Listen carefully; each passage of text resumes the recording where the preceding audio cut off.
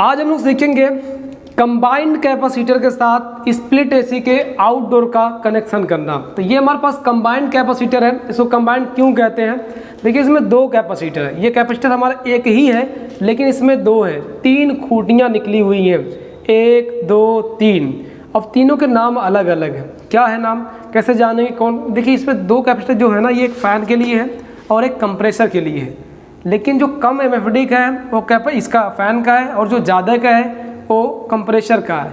ये जानते कैसे हैं? तो यहाँ पे देखिए इसके ऊपर भी लिखा होता है, फिलहाल ये मिट चुका है, इसके ऊपर लिखा होता है 45+4 45+6 इस तरीके से लिखा होता है। मतलब कि 6 वाला जो है वो हमारा इसका है फ़ैन का और जो 45 का है वो हमारा कंप्रेसर का है। लेकिन ये नहीं लिखा होता है कौन 45 कौन कंप्रेसर का, तो उसको हमें जानना होता है। तो यहाँ पे देखिए ऊपर लिखा हुआ है, यहाँ नहीं लिखा होता लेकिन यहाँ पे लिखा होता है फ़ैन, है ना लिखा। तो फ़ैन का मतलब ये पंखे वाला है और एक पे लिखा रहेगा हर्म मतलब कह लीजिए कंप्रेसर वाला ये है, और एक लिखा रहता है सी मतलब कॉमन, ये कॉमन है मतलब इस पे दोनों का जाएगा।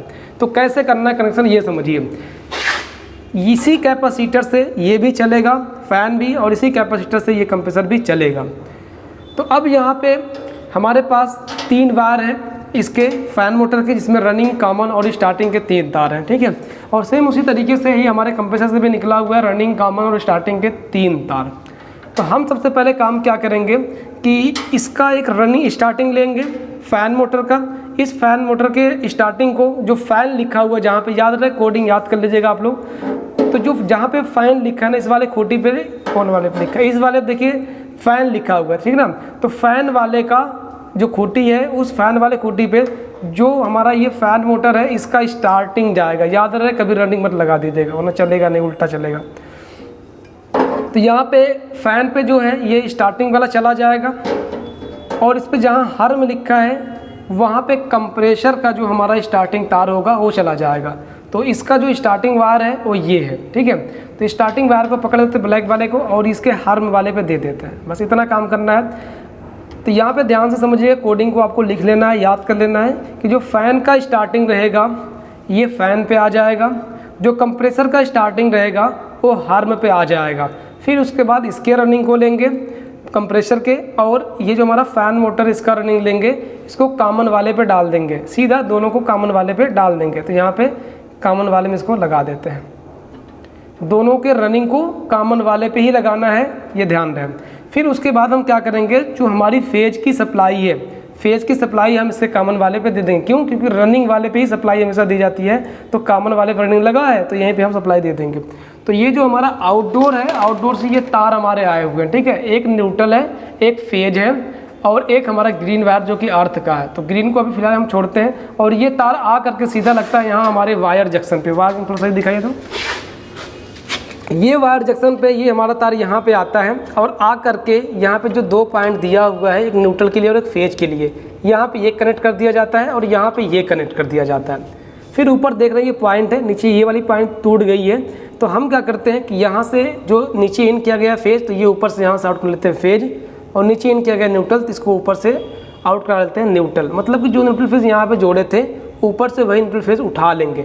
यदि हम यहाँ पे ना भी जोड़े, लेकिन जोड़ना बेटर होता है और सब कंपनी लगा के जोड़ के देती है, हम लोग ये ख़राब हो गया इसलिए हम आपको डायरेक्टली बता रहे हैं। तो फिलहाल अगर ये ना भी हो, किसी वजह से नहीं भी है, तो कोई दिक्कत नहीं, घर वापस जाने की ज़रूरत नहीं, वहीं पे बना के आना है। मतलब कि ये आपको यहाँ से उठा देना सीधा और डायरेक्टली यहाँ से, जहाँ से उठा के यहाँ से दे रहे हैं सबको ना, ये डायरेक्टली ले आके वहीं पे जोड़ देंगे, सप्लाई आएगा और ये चलेगा और इसके ना रहने से कोई भी दिक्कत भी नहीं है।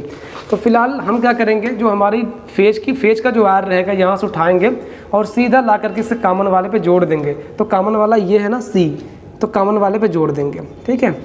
अब जो न्यूट्रल है, ये न्यूट्रल दे देंगे दोनों के कॉमन को, मतलब कि फ़ैन मोटर के कॉमन वाले वायर को जो बचा था और एक जो हमारा ये वाला कंप्रेसर का कॉमन वाला है इसको। तो हम इन दोनों को आपस में कॉमन को जोड़ लेते हैं। सबसे पहले काम ये करते हैं, जोड़ लेते हैं दोनों कॉमन को, फ़ैन मोटर के और कंप्रेसर कॉमन को आपस में जोड़ करके यहाँ पे सीधा न्यूट्रल की सप्लाई को दे देते हैं, बस। अब यहाँ पे जो हमारा कनेक्शन है ये पूरी तरीके से कंप्लीट हो चुका है और अब हम करेंगे इसको स्टार्ट, और फिर ये जो हमारा एसी है ये स्टार्ट हो जाएगा और चलने लगेगा। चलिए इसको हम लोग स्टार्ट कर लेते हैं।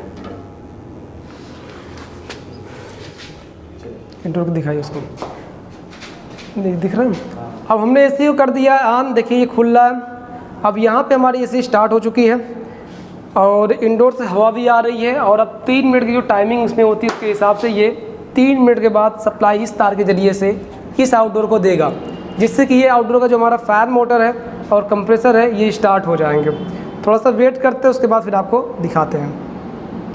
अब देखिए 3 मिनट के बाद ये जो हमारा आउटडोर है ये स्टार्ट हो चुका है और ये फ़ैन मोटर भी चल रहा है और कंप्रेसर भी चल रहा है यहाँ पे और सही तरीके से कनेक्शन हो चुका है। तो इस तरीके से कंबाइंड कैपेसिटर के साथ आउटडोर का कनेक्शन करते हैं।